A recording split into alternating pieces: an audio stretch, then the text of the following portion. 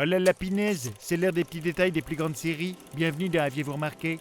Et désolé pour cette imitation minable. Alors comment parler série sans parler de la famille du petit écran la plus célèbre du monde ? Car depuis 1989, les Simpsons de Matt Groening font partie de notre paysage audiovisuel et restent indéboulonnables de nos cœurs de sériophiles. Et en 27 saisons, la célèbre famille de Springfield a pu accumuler pas mal de petits secrets et détails qu'on vous révèle de ce pas. Pour l'anecdote, la série de Matt Groening est devenue en 97 le show ayant la plus longue longévité tout type de séries confondues, détrônant au passage les pierres à feu.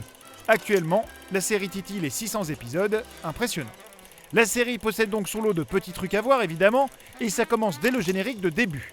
Si vous êtes attentif, vous pouvez remarquer que le prix s'affichant quand Maggie est scannée par la caissière est de 847,63 $.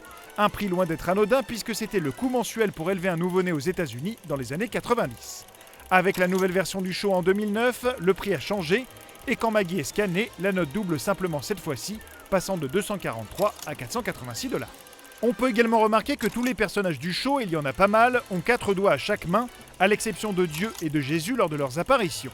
En continuant sur les personnages, il est intéressant de savoir que les prénoms des membres de la famille Simpson viennent tous de la propre famille du créateur Matt Groening, qui a emprunté les patronymes de ses parents et de ses sœurs pour sa série. Pour info, seul Bart n'a pas d'alter ego dans la réalité, car Groening le voit comme une représentation de lui-même. Le créateur du show est également un peu dans tous les épisodes, car c'est lui qui double la tétine de Maggie, et oui, et ses initiales MG sont visibles dans l'animation de l'oreille et des cheveux d'Homer.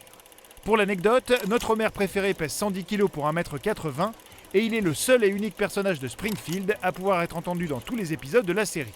Et d'ailleurs, saviez-vous d'où vient son célèbre to ?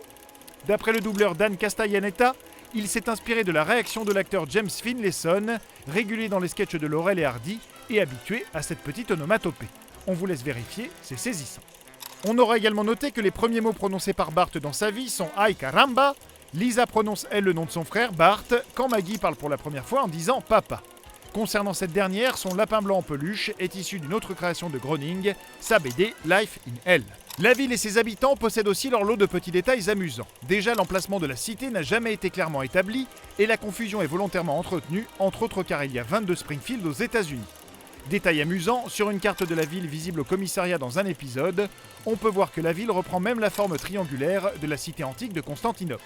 Pour vous dire à quel point on veut perdre les spectateurs. Matt Groening étant né à Portland, il a également nommé de nombreux personnages de sa série tels que Flanders, Lovejoy, Kearney ou Terwilliger, selon de grandes rues de sa ville. Mais ce n'est pas le plus original concernant les patronymes de nos héros. Prenez celui de Milouz par exemple, qui reprend le second prénom du président Richard Nixon, quand son nom de famille, Van Houten, est une référence à Leslie Van Houten, membre de la macabre famille Manson. Et pour couronner le tout, le second prénom du personnage est Mussolini. Sacré poisse ce Milouz. Et dans la série des personnages aux origines un peu farfelus, si on aura bien sûr saisi que Rainier Wolfscastle s'inspire d'Arnold Schwarzenegger ou que Gros Tony s'inspire de Vito Corleone, d'autres figures de la série sont des références assumées.